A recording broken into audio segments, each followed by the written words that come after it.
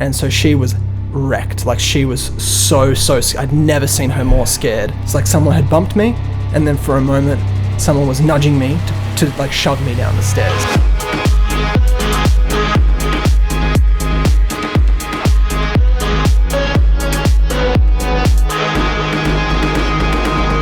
Welcome back to the Sharehouse. I'm here with my best friend in the world, Mikey D. I don't know what to do with my hands. And I would love to welcome my dear new housemate Stanislav to the podcast. Woohoo! Welcome, filmmaker, poet, TGI Fridays ex-waiter. It's great to have you here. Don't need to hear about that. So I want to treat today as a bit of a Halloween special. Stan started telling me about a ghostly story in his past, and I had to say, stop, Stan. Yes. I want to bring this to the pod. Yeah, I want to make content out of this. I want to commercialize our friendship. Harvest that shit. Is that okay? Yes.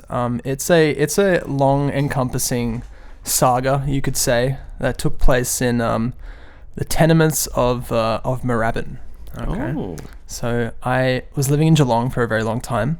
Okay. Not a long time, but since I was from 3 years old to 8 years old. And then one day we're like, all right, we're leaving the big city of the G-Town and we're heading to Melbourne. And we had a family friend that essentially had this apartment that she was willing to like part with. I guess it was like a lease transfer or something Sure. like that. And she was a very eccentric woman, and she had made this place just really, really like just insanely strong colors. Like every room, there was no room from my memory that was just like white except the bathroom. So every room is like deeply painted in like a sickening like red or like purple. Ooh. Except for like the hallway and the bathroom, everything was like a really, really strong color. So nothing muted, real poppy. No, like real, like pop hard, like it just was just intense. And Okay. that was the first thing when we went to visit her. That was the first thing we sort of picked up on was okay, this is like a really, it's just a strong like energy of there's paintings everywhere and like sculptures and plants and stuff. But it was literally like it was just like an art studio sort of thing. But that was the only vibe we sort of read from it. Who is we? Sorry, in this. Sorry, this is me and my mum. So Okay. so it's us in this scenario where we take this family friend's advice and we're like, okay, let's move in here. We just came from Geelong. How old were you at the point So of at moving? this point it's 2004 and I'm about 8 years old at this point. And so I'm really, really young. I'm still really like sad about leaving Geelong and all my friends sort of behind. My mum, we moved so she could get more work in interpreting, but then also like, let's get out of this small town. Let's have some more opportunities for you there. Yeah. So you could say it's a pretty like emotionally vulnerable time, you know, to make that transition. And Sure. and so we move into this place. All of our friends, obviously furniture and stuff is out, all the eccentric weird stuff, but that those walls like remain, you know. And that's it. And it's just really funny. You never really think about it, I think, when you live in a house that has just like plain, you know, eggshell or white walls. When you move into a house that has these really, really strong colors on the walls, there's just something about it that is just, it just has such a different kind of, I don't know, energy going into it. You know that the other renters are there because it's a reminder of people have been there. Yeah, and the history of painted it. the walls. Whereas a 100%. white walled home, it's always a blank canvas. It's interchangeable and like, yeah, exactly. It's like a canvas and you can just put in new things. Yeah. You know? And so we obviously put in all our furniture and we start living there for a while. And I had my bedroom was this little sort of tucked away spot in the back. That was the purple room. Okay. And that purple, really, really strong, but it was almost to the point where it was like, if you mix like purple and black, it's like a really dark purple. And so that room, we had all this like, all the boxes and everything. I'm sitting in there playing like, you know, Crash Bandicoot, like over the summer, and nothing's kind of unpacked yet. And these are the kind of first memories I have in this apartment, which again, everything was really chill for a long time. Like, I might even say like 2 years, maybe even 2 years of like nothing spooky, nothing strange has even happened here. And things were fine. Like, and I'm starting to get used to school. and living in Melbourne. At one point though, I was like, I don't really want to sleep in here. I just, for some reason, I was just like not really feeling that room. The purple room. Yeah, I was just like, there's just something I actually just wanted to sleep in my mum's room. I just had, for some reason, just like a real pull towards, I just want to sleep in there. It's safe in there. It's cool in there. Not that it was unsafe in this room, but You I don't felt know. unsafe. There's no description for like of how I felt, because it wasn't quite unsafe, but it was more of just like go where you know what is familiar to you, right? Okay. And so then I went and I slept in her room for that period. And How long was that period? Sorry. so that's again probably like 2 years. So it's a 2 year stretch. So Okay. probably like 2 years. like 8 to 10. Yeah, gotcha. yeah, something around that time. And again, everything's cool. I start meeting friends. Things are chill. And then one day, okay, so it just really began with having this sort of vibe, which I can only kind of like describe as when you're in a room and someone walks into that room, sometimes you can feel that they're there, even if they don't make a sound, right? Like there's just this vibe of someone's entered the room. Presence and aura, yeah. Okay. Totally. Yeah. And I'd never really considered that or thought about that really ever before then. And so it began with these feelings that I started to get, and I didn't know at the time my mum was feeling the same way, but she didn't share that with me. Of course, you're not going to do that to a Exactly. kid. You're not going to say, Hey, you seen the spiders in the walls? right. But no, one way that you explained it to me when you told me that made a lot of sense was Yeah. like when someone's had a really big argument into a room, Yeah. in a room, and then you walk into that room a bit afterwards, like you can feel that Right. negative energy just floating in the Right. space. So if someone has like if someone's having a really like beautiful day and is just having the best time and is on top of their stuff, you know, like I think you can feel that as soon as you walk in to even like engage with them, even if you don't see their face. Sometimes you can there's something in the air about that. Yeah, holding themselves, yeah. I'm not someone who has ever been crazy into like energies, vibes, mantras, all that. I'm still not particularly, although some things have changed with all this experience. But I do feel like there is something that can be felt, yeah, like a negative and a positive feeling, I right? wonder if any of it is rooted in just the extreme colors in the houses, or if the colors were just a thing. I don't that know. were there. They feel. I don't know, but they are something that I feel like I had to mention about the space, because it just That makes sense. It literally like paints that space for in my mind like this really really strong colors, which have since then, by the way, have been painted white. So like now when you look at this listing, which I can show you guys after, what this place actually looks like, it looks just like this pure modern space that's completely painted white. But, you know, back then it had a more sort of, you know, 90s sort of decor. I think the building was from the 70s. Gotcha. So in this tenement block, but I think the colors did play some kind of, I don't know, weird Played a part part, in it. So things started with that distinct feeling of someone has just walked into the room. And so it wasn't as much I've just walked into a room and it feels like someone's already here, but it was more like I'm in the room, I'm alone, and it just feels like someone just walked in. What room was that? The particular feeling, my memories go back to the living room. Okay. So the living room's, it's further from my little purple bedroom. Yeah. Right. So the living room is the red. We can call it the red room. Cool. That is the Red full room. painted red. Yeah. And it's actually, ironically enough, it's where I would end up feeling safest in the house, even though it's where almost all the instances of strange phenomena occurred. Gotcha. They all happened in that room, just about. Like all the really extreme stuff, I think, happened in that room. But when things started to sort of intensify, I would end up sleeping in that room. I would move out of my mum's room and I would actually sleep in the living room with the lights on, with the TV on, for what was probably like 5 years. Whoa, so what's that, till 10 to 15? Yeah, something like that. Whoa. So we lived there from 2004 to 2012. And probably, yeah, up until I was about 15, 17 even. Wow. Just around that time, 15, 16, I would sleep every night with the lights on in the living room on the couch with the TV on, and I just felt okay. I'm safe. I'm okay, despite the strange things that were to occur. Wow. And to explain this Yeah. to your mum, was it because there was that mutual feeling of there is something up? You Yeah. do whatever you need to do. Sleep in my room. Sleep in the lounge. Yeah, it was just like do whatever kind of makes you feel, I guess I don't know to call it safest. I'll get to that about like feeling physically unsafe or not, but for the most part, it was just where are you comforted? Where do you feel most okay in this space? Because this space is a really, really strange space. And purple just wasn't the option to go back. Purple was just like a hell no. That actually was the room in which we felt the most uncomfortable going into. It ended up becoming just like a storage space, really. And we were just not comfortable really going in there like at all. Particularly at night. At night it was just like a no-go. Like it was just like a nah, don't bother going in that room. Would you say your mum is at all superstitious or any of those kind of... No, she has this story.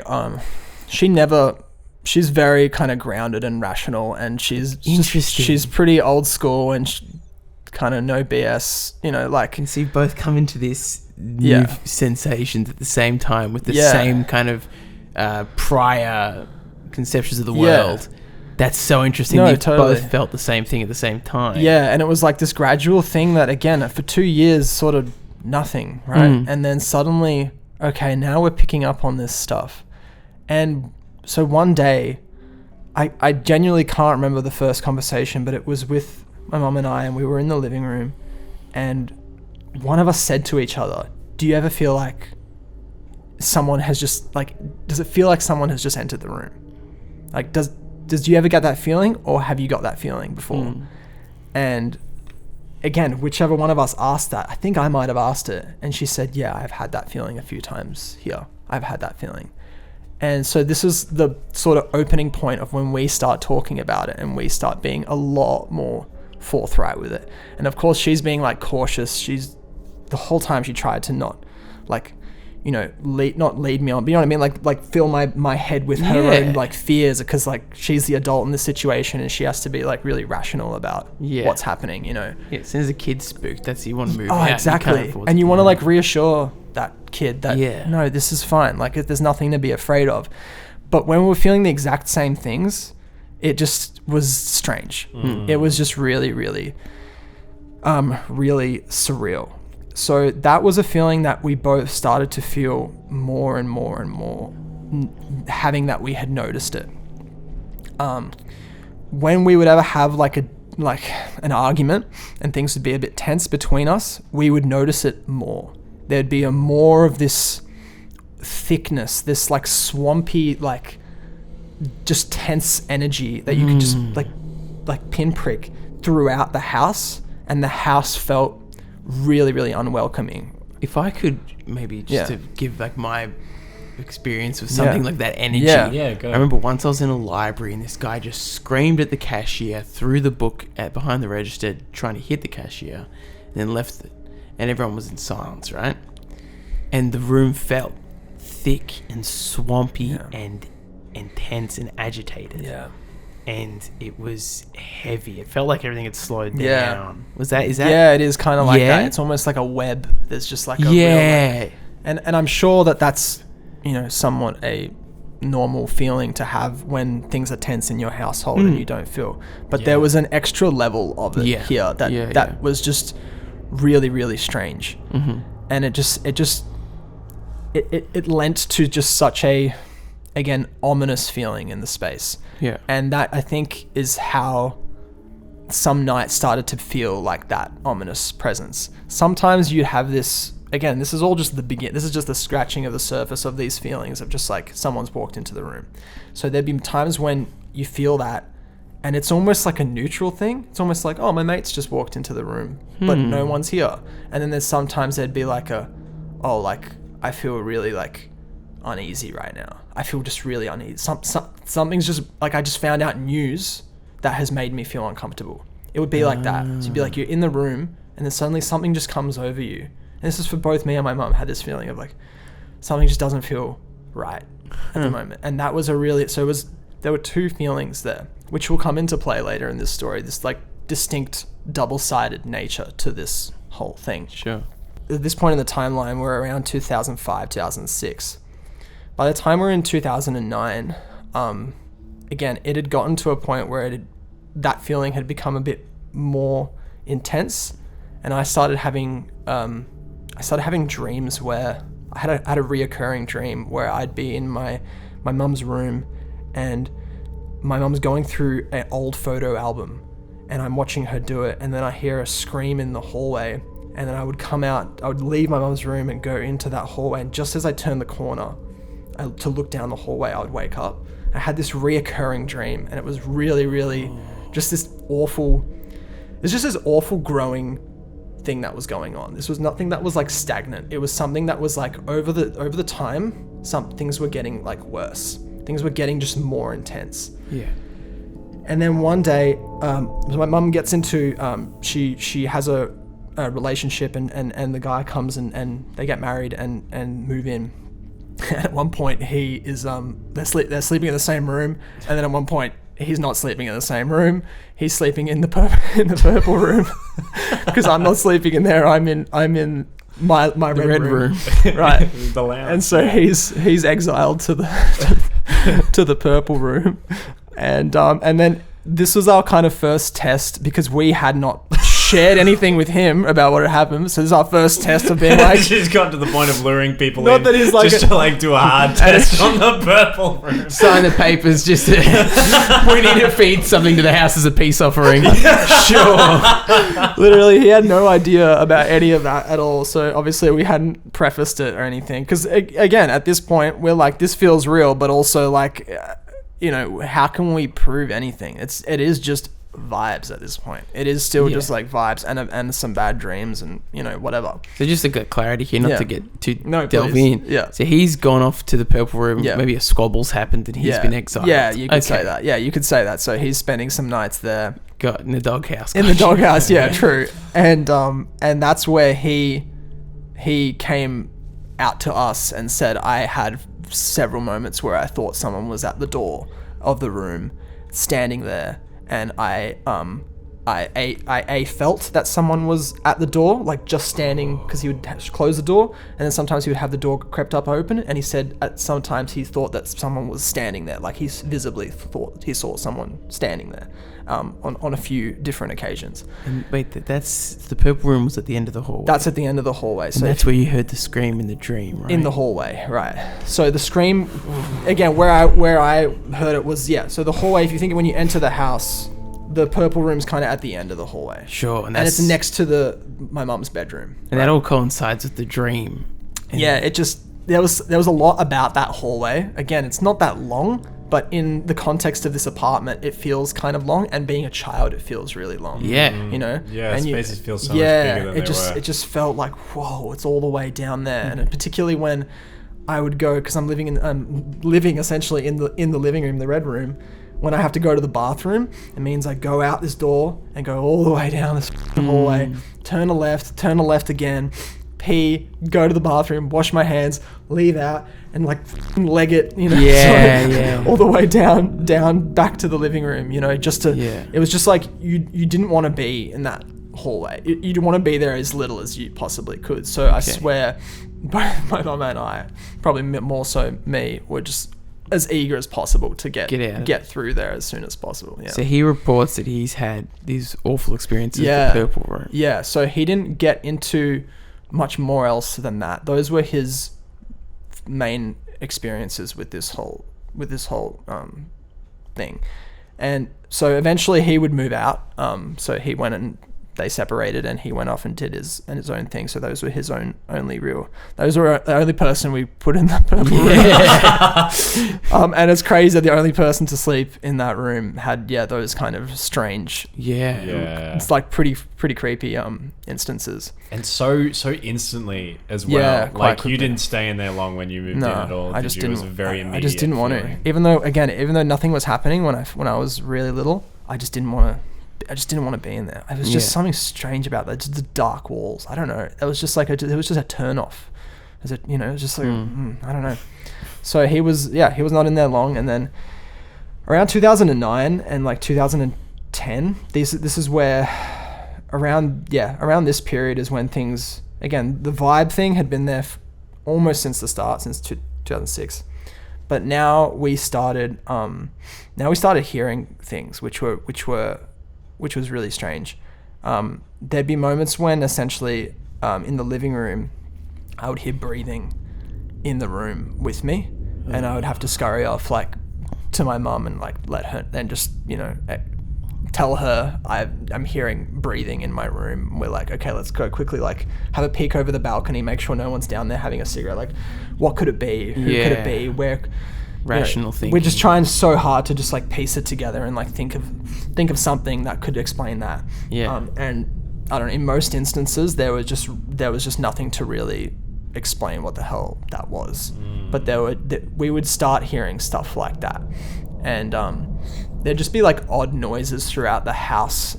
Again, this is not a nightly thing. It's not a daily thing. It's not like a thing that I'm living with day in, day out. Like, I'm trying just to live my life. You know what I mean? This is, weirdly enough, this is like secondary to my life. It becomes so normal to me that it's just a part of my life. Oh yeah, like there's just a strange vibe. Sometimes you feel like someone walks in the room. It's just like, you don't want to put too much onus or power onto that thing, because then you start to get crazy paranoid. And the more we did, I really think that it fed something. I really did feel like it fed something. Because over so many years, it's so much time. It just becomes, it's like base reality. Yeah, and it just starts to like gnaw at you the more you do give it like power, I guess. Do you think if part of the reason that maybe you stayed in this place as long as you did was because it was just such a small little thing over time that grew, that it was, you couldn't really track its extreme development? Right. Well, I think so. I think it was one of these things that you think, you know, it's you know, when I was first telling you about the story, I was saying it's like a cliche really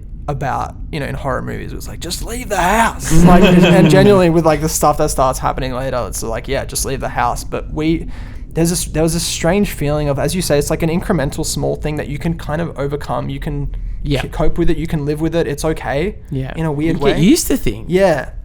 And then it's just a matter of just like, yeah, you live with it, and you begin to want to beat it. That was something that, as it became a bit more intense, we actually felt like, in this crazy way, that we would be like defeated by it if we left. Yeah, 100%. It was something that we really wanted some resolution to, which is kind of naive about something that you cannot, you know, it's not see. Tangible. Yeah. So, you know, you want some kind of resolution to it, and so you become a little obsessed with getting resolution for it. And so I think that kept us there. And then as people became involved, our neighbors became involved sooner or later, and they were very, very like kind and receptive to this. They were not like completely like doubtful and thinking we're, you know, insane. But they would start like coming up with their own solutions of like, we had some Hindu neighbors who they had like a little ceremony essentially to bless the space or whatever you want to call it.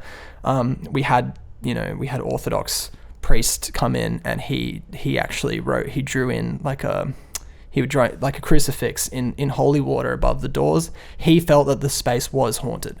He came in and he literally said, oh, actually, I should back up a little bit here. No, you shouldn't, please. No, because what he says is really interesting, given a conversation my mum and I had. Sure. Maybe a few months prior to that, or maybe a year. Again, it all blurs in. Yeah, you're a kid, I get it. There's just so much time that happens there. So one day, my mum and I, we have this conversation where I propose to her. I say to her, just as a pitch, I'm like, do you think that there are like two different energies here? Because there's sometimes when we feel borderline okay with what's happening. It's a bit confronting when you feel something, a presence, or you hear something strange. And then there are moments where we feel really, really claustrophobic and trapped and scared and heaviness, and anxious, and that heaviness. Exactly. So like the neutral you were talking about before and the heavy. So, right. Gotcha. So we're like, we feel two different like presences. So we say, look, hypothetically, if this is like a supernatural thing, do you think there are two different people? And we both thought, yeah, we are feeling that. We're feeling like there are two different people. And then we would have another conversation some months later about like, what do you think these people look like? Just in your mind. We have never seen anybody, right? How is it in your brain? How do these people look like to you? And I just said, just completely riffing, I said, I feel like that the bad entity is a guy in blacks with like a trench coat, like a big jacket, and he's pale and he has short, like dark hair. And then I said, and she was like, okay, that's interesting. And then she goes, what about the other guy? What about the guy that's like neutral? And I say, I feel like he looks kind of like Shaggy from Scooby-Doo.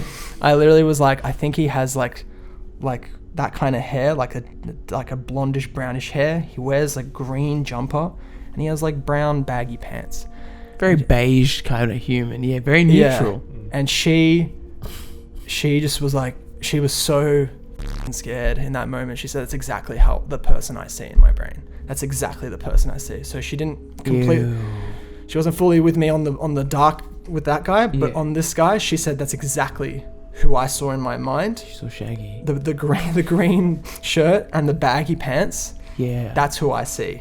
And at that point, we were just totally just like on board with this hypothetical of like it's two people. There's a You're bought into the paranormal. Yeah, I guess so. And then enters Catholic priest, to which he says. So he says, again, without us prompting, he says, I think there were two roommates here. This is him like riffing. This is him. I don't know. This is good and very on brand for the podcast. Yeah. He goes, I think there's been two people here that live together, and I think one has possibly killed the other. This is what he gets from his from his I don't know, read of the room. Sure. Now we're not very religious or anything like that, but at this point when things started to get super unsettling, and with these mental images in our mind of these people, it started all just manifesting itself a lot more intensely. You know what I mean? Because you can put a face to the feeling. You start to get like a real kind of look of what's happening and who's here. So yeah, the priest comes and that's his kind of hypothesis, and is that there's two people and that something violent has happened between the two of them. And we, again, there's no way we can really know this, so we just go, that's probably something like that. But what's interesting though, and I love buying into the paranormal, deep red and deep purple are very passionate colours. Yeah. They're very emotionally fueled colours. Yeah. One could, if one wanted to join the dots, go, the story of someone murdering someone in the house. Whoever inhabited those houses that painted the walls, those colours, you can be fueled by your surroundings and by the colours. It starts to paint the picture of the people living in that home, and starts to make it, for me, feel real. So I could imagine for you, now with the priest's thoughts, a potentially more credible source in the spiritual realm, and an aligned thoughts with your mum and the neighbours. I can understand how it can start to feel not just real anymore. But this is happening. It just becomes like just as normal as just walking through the door, having that feeling.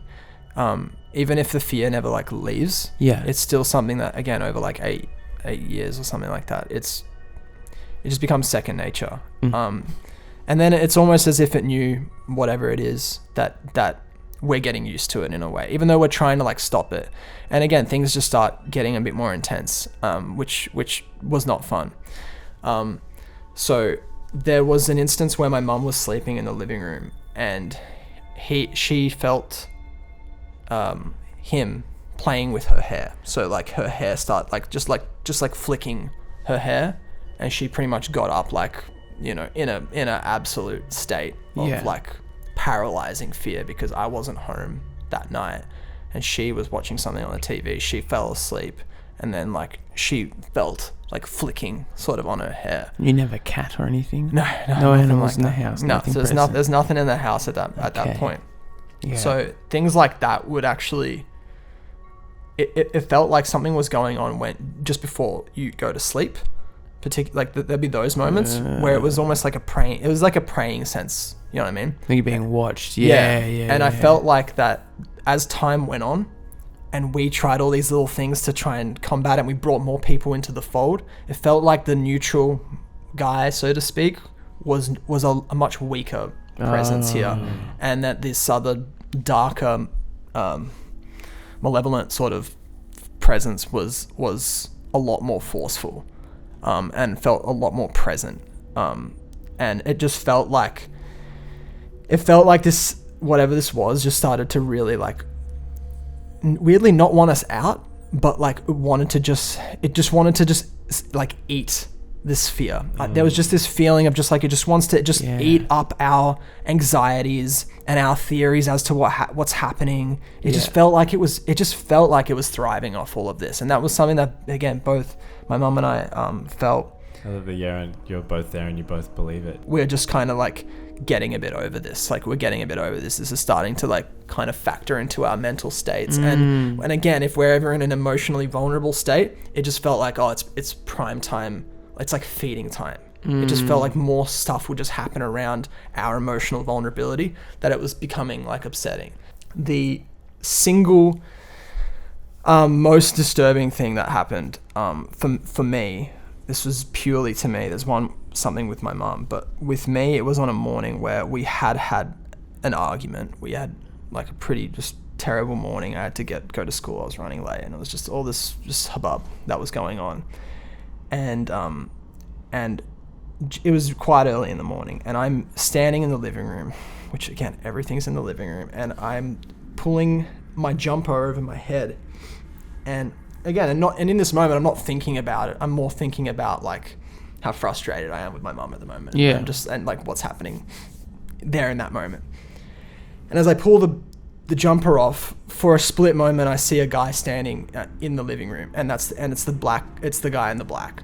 And I start sort of like screaming and shaking, and just like I was just not right for school that day. I went to school, ended up going home really early, ended up like cracking it at a teacher, and just being a real like emotional wreck. It was just like, it was incredibly traumatizing. Like it was just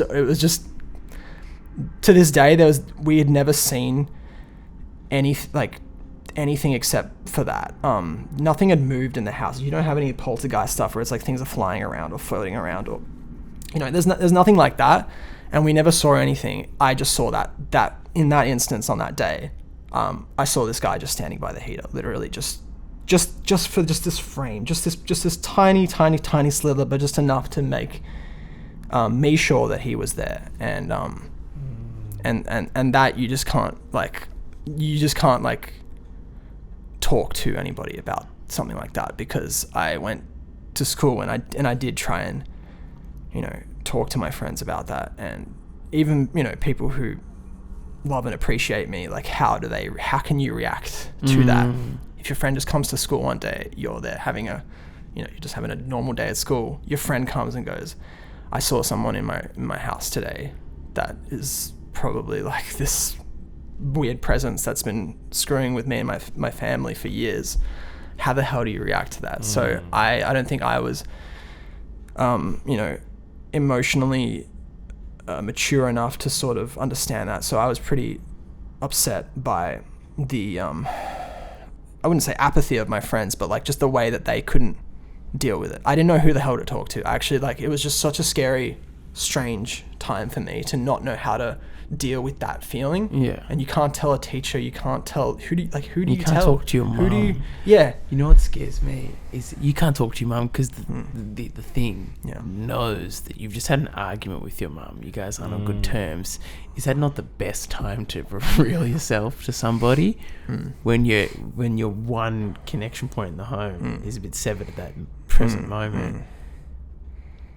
That's some crazy mind divide tricks. Everybody. And it felt like that. It felt like a divide and conquer kind of strategy. That's all the experience made it feel like that. It felt like when we were at kind of a united front, it was weakest, Yeah. And then when we're kind of at each other's throats and things are not great between us, it's like these walls, these thick walls that keep us in this reality, they just whittled down the more kind of vulnerable we became. And then there'd be these little breaches where something else just pops in. And that's what that moment felt like to me. It was just like a glitch. It was just like a reality just broke in that moment. And something just appeared to me that I shouldn't have seen. That's genuinely like what that felt like to me. And so I couldn't, thankfully in that moment, because I was like in such a state that I was, like, my mum was very, very consoling towards me, and very, very, very, very kind to me. And you know, we had each other's back, and we always will have each other's backs in that regard. So it's like, thankfully that moment, you know, it was just like whatever we were arguing about meant absolutely nothing in that moment because of that. So that was the most extreme thing that had happened to me, by far. Over the course of it, it's just a kind of like subconscious present fear, you know, over those years of where someone, the red room, so to speak, had this kind of Gaussian blur door. You know, the sort of, what do they call it? The glass that's sort of, you know, it's just like just, the faded something glass. I'm losing it too. I shouldn't have chimed in. No, that's it. And then so that tinted. Well, it's not tinted. It's just blurred. So literally, if someone stands behind it, you know, they're just a blurry silhouette. And so, you know, whenever my door was shut, and my door was always shut from the living room to the hallway, it was always completely closed. So I just had this fear for that whole childhood that I was just going to see someone standing there one day, you know what I mean, that shouldn't be there. And it never happened, but I always thought about that. Like, I always thought about that. I would try and not look at that door as much as I could.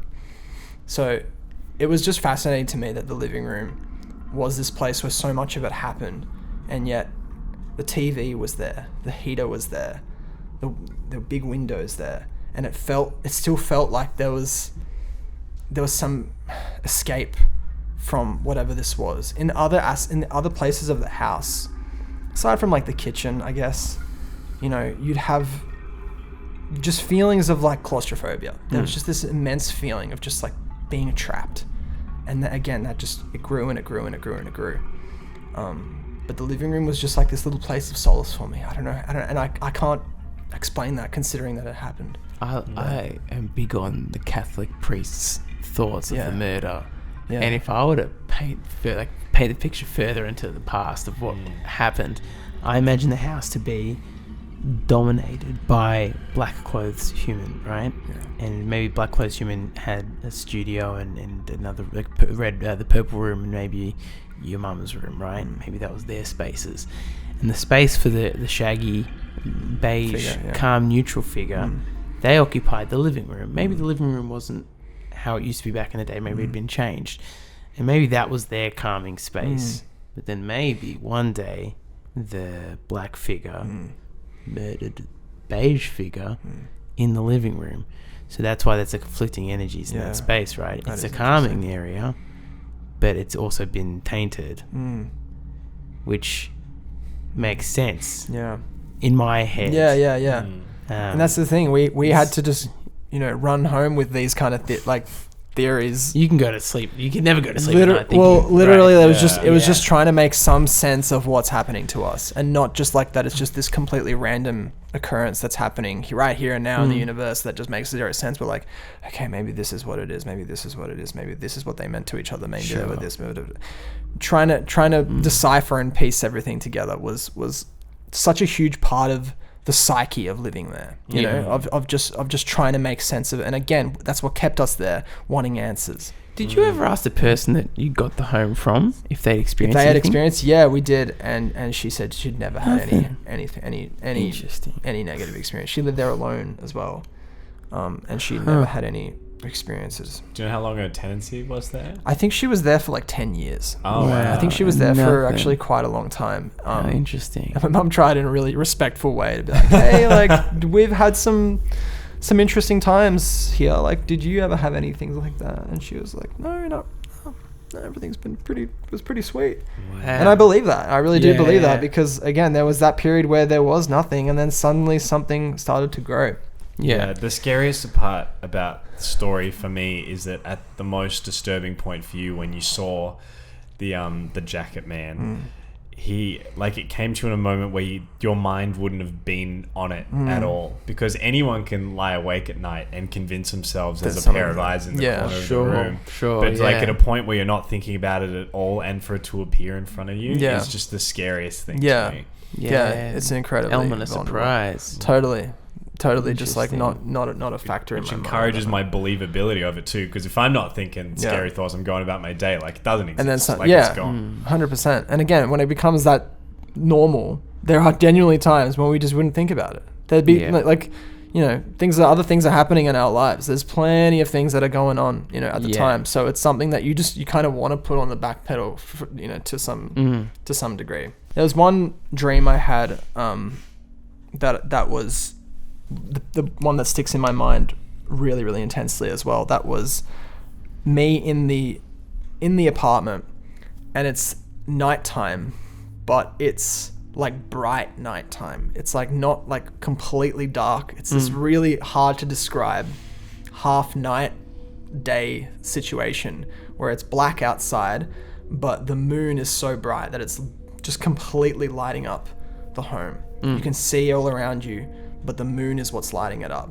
And I'm in the living room, and I don't remember seeing much of the furniture there. It's just mainly the room, and the windows are open, and the veil is just blowing just in the wind, and it's just empty and it's quiet, and that's it. That's the dream, but that stuck to me so intensely, and it's something that like pops into my head actually more often than I'd like, because looking back on it, it felt like I was peering into how they see that space. So how it appears to me is different to how whatever this was would see it. Yeah. Because when we have to kind of come to our own conclusions, like we're not scientists at the end of the day. We can, you know what I mean? We can't prove or disprove anything. We can just say these are our experiences and this is what we felt in that moment. It's all feeling, It's all feeling emotional based. And so we felt that we were like on their territory. We were in their apartment, and it seemed like they were intruding on our home, but maybe from their perspective, we were intruding in on their home. Yeah. Right? And so thinking back on that like half night veil blowing thing, it felt kind of like a sort of Stranger Things, like upside down, like I'm in the reverse of my own apartment. And the more I think about it, the more it feels like that. It feels like I'm just for a moment, I have this glimpse of what it looks like for them. And it's just night all the time, but it's lit up enough so you can see where you're going. Dang. Just before we move out, this is actually when it gets the most intense. And you start to have moments where both my mum and I felt like we were bumping into people in the hallway. We actually had moments where you'd feel like you need to move around. Like when you're trying to get around someone, you'd have this feeling, like not a literal someone pushes into me, but a feeling of I need to stand aside. Someone's trying to get past me, or I'm trying to it was just a absolutely like nonsense thing that was going on in that hallway. This is leading up to us moving out.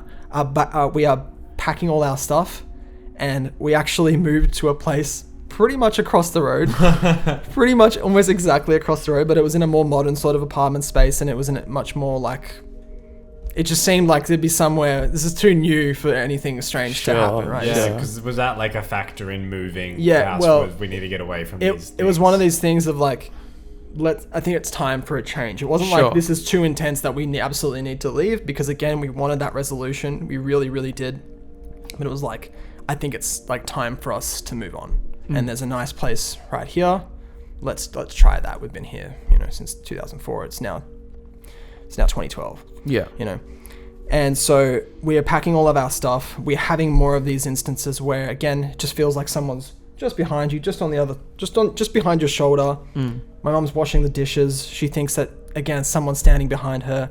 All these moments are starting to escalate to a point where they're actually becoming borderline physical. And one night, as my mum, so I'm helping, do a little bit of helping with her pack, but then eventually when we're in the new place, I'm having some friends over and we're just playing games. We're on the PlayStation, And my mum was like, all right, well, I'm going to go and make you guys dinner, and I'm going to go across the road and bring some, like, pack some more stuff and bring it back here. Yeah, sounds good. And about an hour and a half later, my mum comes back through the door and she's crying her eyes out.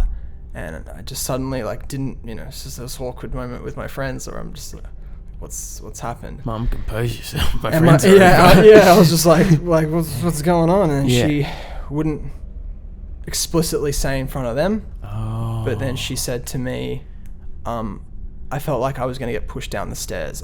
Someone bumped into me as I was walking out the front door, and I actually screamed, and I thought someone was about to push me down the stairs. I had a feeling someone had just pushed me. There was no one behind me. And no one had bumped there? No one was there. As she was leaving out she said while she was packing, she felt this horrible, horrible, horrible energy, like mad at her for leaving, like frustrated, so angry at her for leaving. And then she felt that when she was exiting, so again, we were on the second floor, so as she's walking out the door, you walk down these 2 flights of stairs, and she said, again, it's like someone had bumped me, and then for a moment, someone was nudging me to like shove me down the stairs while she's carrying like all of this stuff.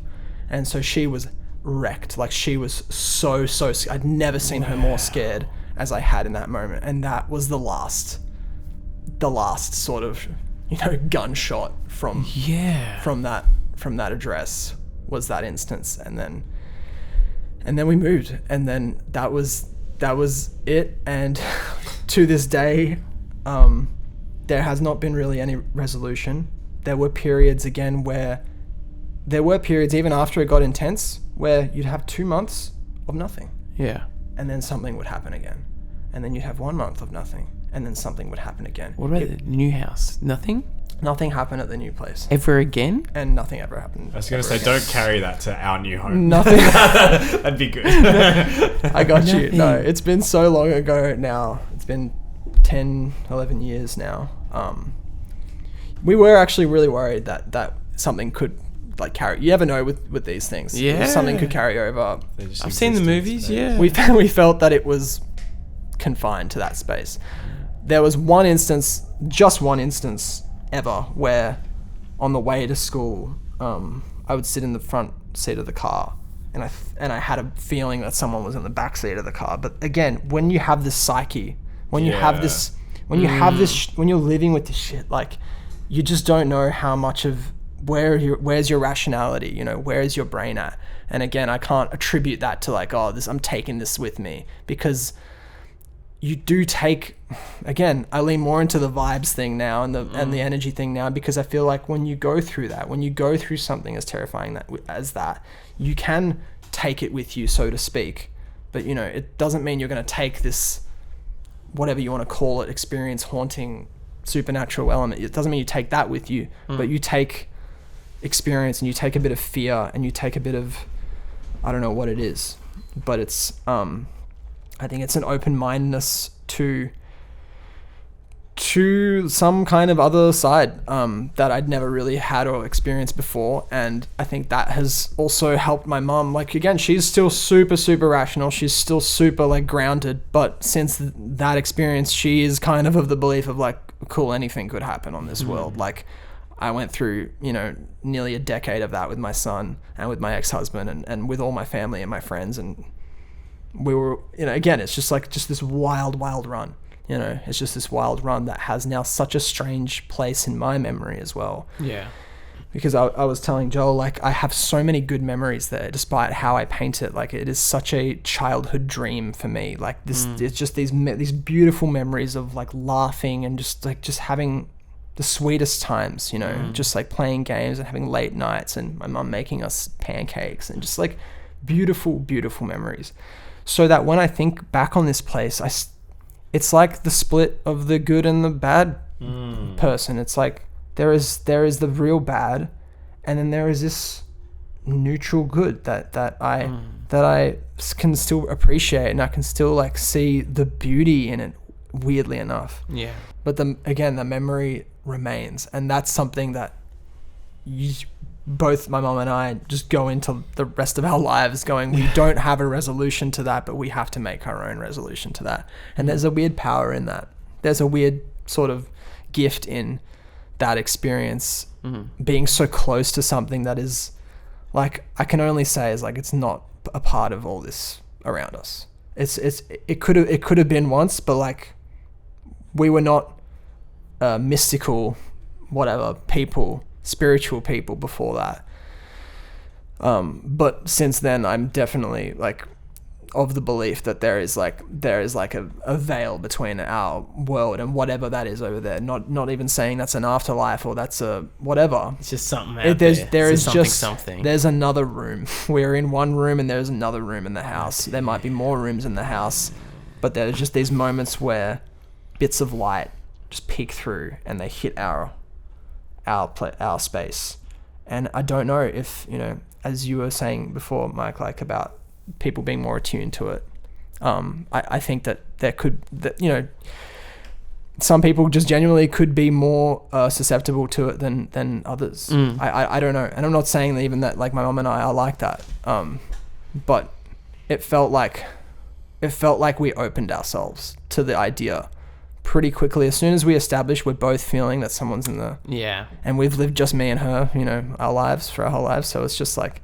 But even an outsider experienced it. That's Yeah. What a wacky way to spend our Halloween episode. I know. My mind goes to like, what is it? Are they still there? Like, how are the people who are living there now? Have knocked on the door. So we think about that a lot. Like, we do. Now that it's all painted, that's different energy. That's really. It's weird having dreams as well now of being in that space too. Is really absurd. To put a different twist as we start to wrap up here, it's interesting. There's a lot of psychology around how the color red can elicit very intense emotions in people, and it's just an interesting psychological thing in there. To live with your main living room, have a big red wall. Yeah.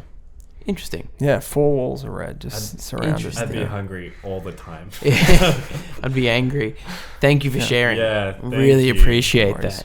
That was. I know it's a very personal story, and I was very conscious of that when I was like, "Are you sure you want to come on the pod and tell this?" Yeah. But I just think it's such a great story that I really wanted to share with. No, people I appreciate that. Let you share with people. Yeah, it's probably the most I've at length kind of stretched it out and explored this again. Rolled out the map. It's not something I talk about often, so Yeah. it's something that's pretty kind of like buried until I'm like, oh yeah, I've had like a little interesting experience like that. This hasn't stirred anything up in the supernatural realms. Tell the people you're okay. I'm fine. Very much under duress after that. Everything's good here. Oh, buddy, thank you so much. Hey, no worries, mate. Housemate Stanislav Kacha. Hey, do you want to plug anything? We've got something exciting coming up. We do. We have a really cool short film called Night Passage coming. It's a nice neo-noir psychological thriller starring your boy Joel Harris, Somerset Arnold, and James Seamark, and should be hitting some screens in a couple months maybe. Whoa. Let's see where we're at. Hey, do you want to drop your Instagram handle, or is that definitively changing? Yes. You can follow me on The Angry Serb on Instagram. Could be something different. Maybe the Angry Australians, and we don't know where you're going with Who that. knows where we're going? Your with rebrand's this. going to take us to the moon. That's right. And that's all inside jokes for those listening. But hey, you're a part of it now. Thank you for listening. You can catch us at sharehousepod@gmail.com and sharehousepod across all social platforms. Hey, really, thank you so much. Make sure you tell someone you love them today. Bye. True.